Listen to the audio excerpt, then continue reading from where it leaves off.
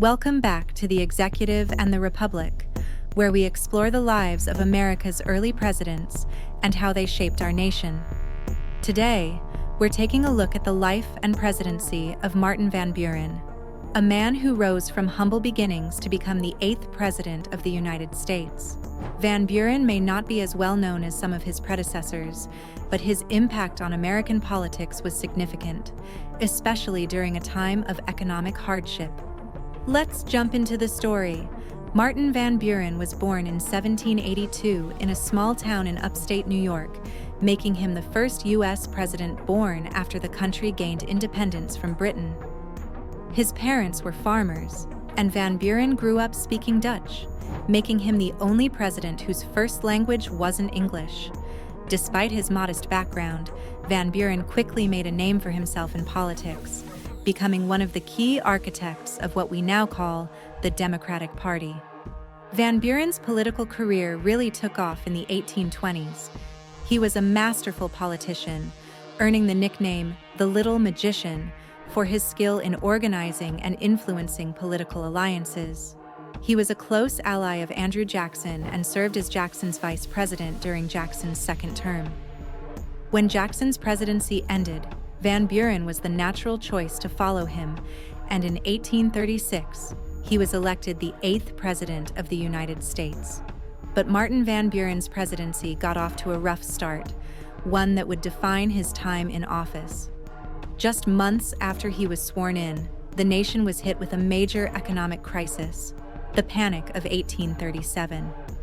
This financial disaster was the result of multiple factors, including risky banking practices and Jackson's decision to shut down the national bank.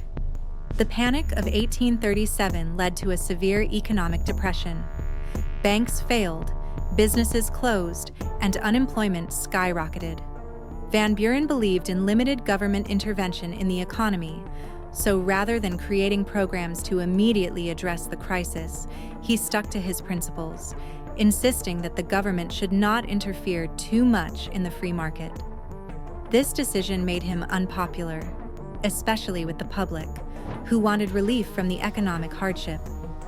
Imagine a country in turmoil, people losing their jobs, homes, and savings.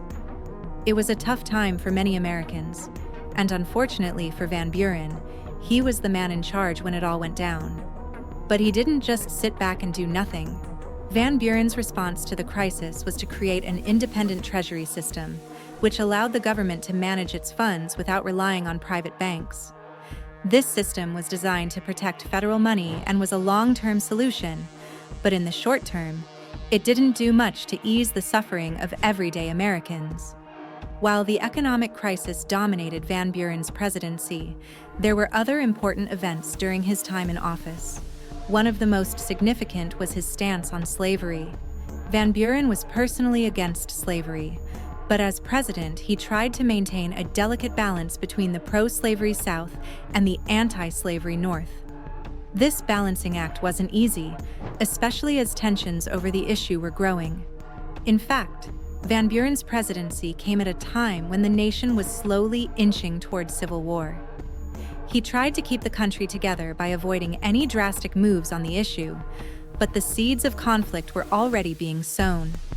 Van Buren also continued Andrew Jackson's policy of Indian removal, which led to the forced relocation of Native American tribes from their ancestral lands in the southeastern United States. This policy had already resulted in the infamous Trail of Tears during Jackson's presidency, and Van Buren oversaw further forced removals, which remain a dark chapter in American history. By the time Van Buren's presidency ended in 1841, his popularity had plummeted. The economic depression and his handling of it were the main reasons he lost his bid for re-election to William Henry Harrison. However, despite the challenges and criticisms he faced as president, Van Buren's political legacy lived on. His work in shaping the Democratic Party and the independent treasury system had long-lasting effects on American politics. After leaving office, Van Buren continued to be an active voice in national politics. He even ran for president again in 1848 as the candidate for the Free Soil Party, which opposed the expansion of slavery into new territories. Though he didn't win, his anti-slavery stance showed that Van Buren's political journey wasn't over, and he remained committed to the causes he believed in until his death in 1862. So, while Martin Van Buren's presidency was marked by economic hardship and political challenges, his influence on American democracy and his role in shaping the modern political system are undeniable. Van Buren was a skilled politician navigating a turbulent time in history, and his story reminds us of the complexities of leadership during difficult periods. Thanks for watching this episode of The Executive and the Republic. If you enjoyed learning about Martin Van Buren and want to hear more stories about America's early presidents, be sure to like this video and hit the subscribe button. Don't forget to click the bell so you never miss an episode. We've got plenty more exciting stories from history coming your way. See you next time.